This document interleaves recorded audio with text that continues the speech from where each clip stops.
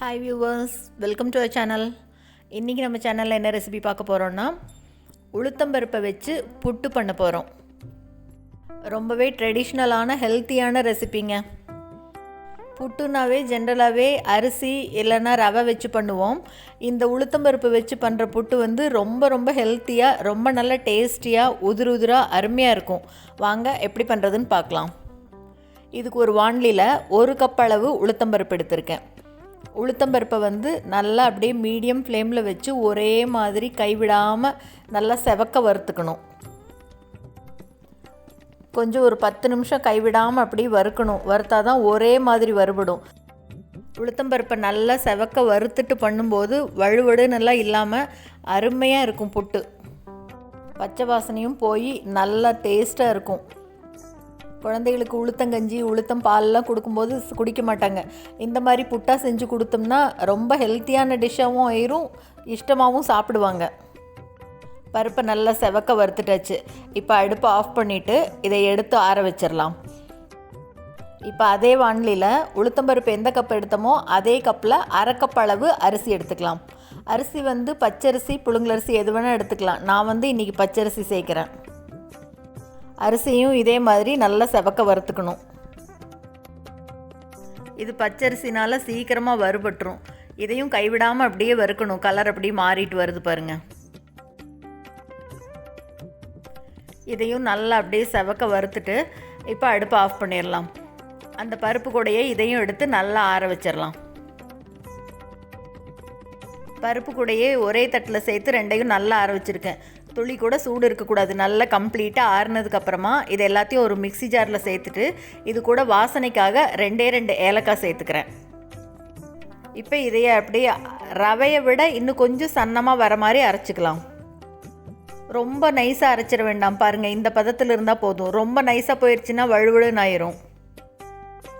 சன்ன ரவை இருக்குது பார்த்தீங்களா, அந்த பதத்துக்கு அரைச்சிக்கலாம். இப்போ இது எல்லாத்தையும் ஒரு பிளேட்டுக்கு மாற்றிக்கலாம். இது கூட கொஞ்சமாக 1/4 டீஸ்பூனை விட கம்மியாக உப்பு சேர்த்துக்கலாம், கொஞ்சம் டேஸ்ட்டுக்கு. இப்போ இது எல்லாத்தையும் நல்லா கலந்து விட்டுட்டு இந்த 1 கப் அளவு உளுந்துக்கு 1/2 கப் அளவு தண்ணி சரியாக இருக்கும். தண்ணியை மொத்தமாக சேர்த்திடக்கூடாது. பாருங்க, இந்த மாதிரி தெளித்து கொஞ்சம் கொஞ்சமாக சேர்த்துக்கலாம். தண்ணியை தெளித்து அப்படியே பெசரி விட்டுக்கலாம். கொஞ்சம் கொஞ்சமாக அப்படியே தெளிச்சிக்கலாம். தேவையான அளவு பார்த்துட்டு தெளிச்சிக்கலாம். மொத்தமாக பிசைஞ்சு மாவு மாதிரி பண்ணிடக்கூடாது. பிடிச்சா நல்லா கெட்டியாக இருக்கணும். பாருங்கள், இப்போ உதிர்ந்துருச்சு. அப்போ இன்னும் கொஞ்சம் தண்ணி தெளிச்சுட்டு இன்னும் கொஞ்சம் பெசரி விட்டுக்கலாம்.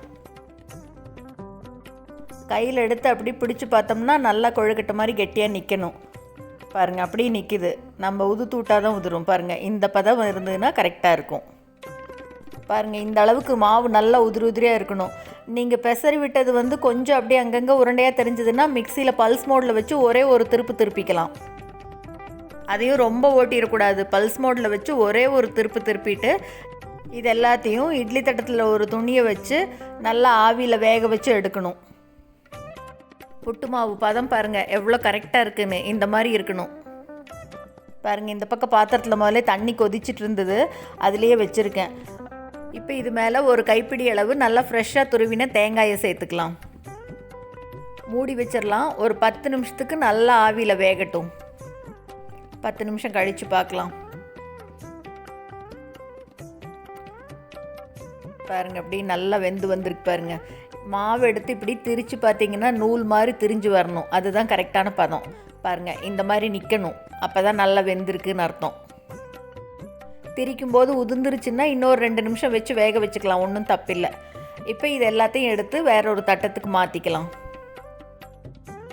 இப்போ இது கூட இனிப்புக்கு வெல்லம், கரும்பு சர்க்கரை இல்லைன்னா அஸ்கா சர்க்கரை எது வேணால் சேர்த்துக்கலாம். பனங்கல்கண்டு அந்த மாதிரி சேர்த்துறதா இருந்தாலும் மிக்சியில் பொடிச்சிட்டு சேர்த்திக்கலாம். நான் ஒரு 5 டீஸ்பூன் அளவுக்கு சேர்த்துக்கிறேன். நீங்கள் இனிப்புக்கு தகுந்த அளவு பார்த்து சேர்த்துக்கோங்க. ரொம்ப சூடாக இருக்குது, அதனால ஒரு தடவை கட்டைக்கரண்டி வச்சு கலந்து விட்டுட்டு இப்போ மேலே மறுபடியும் இன்னும் ஒரு கைப்பிடி அளவு துருவின தேங்காயை சேர்த்துட்டு நல்லா கலந்து விட்டுறலாம். இப்போ பாருங்கள், புட்டு அப்படியே எவ்வளோ சூப்பராக ரெடியாக இருக்குது. பாருங்கள், நல்லா அப்படியே பூவாக பார்க்குறதுக்கே எவ்வளோ நல்லா இருக்குது பாருங்கள். இப்போ இது கூட 1 டேபிள் ஸ்பூன் அளவு நெய்யை சுட வச்சு அதில் முந்திரி பருப்பை வறுத்து இது கூட சேர்த்துக்கலாம். சூடாக இருக்கும். ஸ்பூன் வச்சு கலந்து விட்டுக்கலாம். அவ்வளோதாங்க, ரொம்ப ரொம்ப ஹெல்த்தியான ட்ரெடிஷ்னலான உளுந்து புட்டு ரெடி ஆயிடுச்சு. நல்ல ஹெல்த்தியான இந்த ரெசிபியை நீங்களும் செஞ்சு பார்த்துட்டு மறக்காமல் கமெண்ட் பண்ணுங்கள். இந்த வீடியோ உங்களுக்கு பிடிச்சிருந்ததுன்னா லைக் பண்ணுங்கள், ஷேர் பண்ணுங்கள், கமெண்ட் பண்ணுங்கள். மறக்காமல் நம்ம சேனலை சப்ஸ்கிரைப் பண்ணுங்கள். கூடவே பக்கத்தில் இருக்கிற பெல் பட்டனையும் தட்டி விட்டுருங்க. ஸோ நான் போடுற வீடியோ எல்லாமே மிஸ் பண்ணாமல் பார்க்கலாம். தேங்க்ஸ் ஃபார் வாட்சிங்.